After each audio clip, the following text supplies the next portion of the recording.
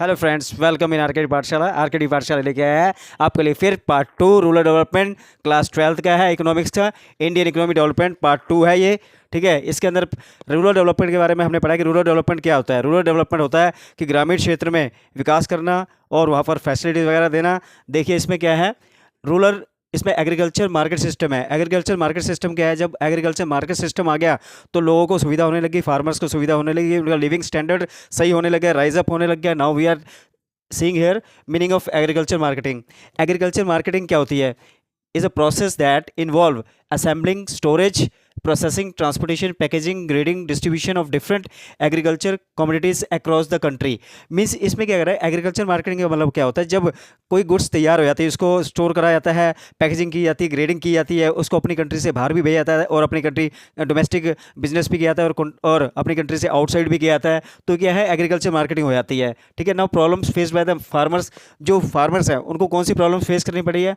Manipulating by big traders. ये क्या है, बिग ट्रेडर्स मीन्स बड़े बड़े व्यापारी इनको मैनिपुलेट कर देते हैं, जो प्राइस इनको मिलनी चाहिए वो नहीं मिलती। Then lack of market information, इनको मार्केट का कोई ज्ञान नहीं होता, मार्केट के बारे में इतनी नॉलेज नहीं होती फार्मर्स को, तो क्या है उनके साथ धोखाधड़ी हो जाती है। Then lack of storage facilities, उनके पास स्टोरेज फैसिलिटी नहीं होती, वेयर हाउस नहीं होते, इसके कारण भी क्या है वो जिस रेट पर भी चाहे वो जल्दी उसको गुड्स को बेचना चाहते हैं ताकि वो स्पॉइल ना हो जाए। Now benefits of organise agricultural marketing system. Benefits क्या मिले इनको? पहला है, एन ऑर्गेनाइज्ड और well structured agriculture marketing system helps the farmers to increase their income. Means क्या है, जब वो मार्केट के अंदर जाने लगे कोई इनकी इनकम बढ़ गई, then it gives more focus on those rural poor who have no sustainable access. ये इसमें उनको ध्यान दिया गया जो ज़्यादा गरीब थे, उनको अपलिफ्ट किया गया। Then orderly and the transparent marketing condition facilitate sale of farmers produce. इसमें क्या है, फार्मर्स उन गुड्स को प्रोड्यूस करने लगे और उनको सेल करने लगे। Then provision of better infrastructural facilities like roads, railways, warehouse etcetera. उन्होंने क्या है, मूवमेंट के लिए, ट्रांसपोर्टेशन के लिए रोड्स वगैरह बनाए और रेलवेज बनाए। देन वेयर हाउसेज बनाए उसको स्टोर करने के लिए। Protect farmer from the exploitation of middle man, means बिचौलियों से बचाया उनको, फार्मर्स को मिडल मैन से बचाया, ब्रोकर से बचाया, ताकि वो अपनी कमीशन ना खाएं और डायरेक्ट वो मार्केट के अंदर फार्मर्स जाके और प्रॉफिट अर्न कर सकें। Then measures to improve agriculture marketing. हम एग्रीकल्चर मार्केट को कैसे इंप्रूव कर सकते हैं? First, regulated market. Regulated means this policy benefited farmers as well as consumers. इसका क्या है, डायरेक्ट जो है जो प्रोड्यूसर जो है, फार्मर्स डायरेक्ट जो है कंज्यूमर तक मिलने लग गए, ठीक है, इसका बेनिफिट हुआ।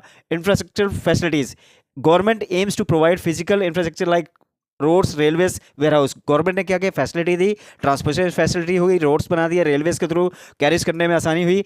कोऑपरेटिव मार्केटिंग क्या है, under this marketing societies are formed by the farmers to sell output collectively, mean जो है गुड्स को ये बेच सकते हैं इकट्ठा करके। Then now fourth is different policy instrument. Different policy instrument means MSP, minimum support price. Means ये तय कौन करती थी? गवर्नमेंट तय करती थी कि फार्मर्स को इससे कम प्राइस नहीं देना चाहिए और फार्मर्स को इतना प्राइस मिलना चाहिए। Maintenance of buffer stock. Buffer stock means keep the stock in A godowns. Now PDS, public distribution system, means ration shops में होना चाहिए, ठीक है। This is the second part of this chapter. I hope you will like this. Like और share करना मत भूलना। Thank you.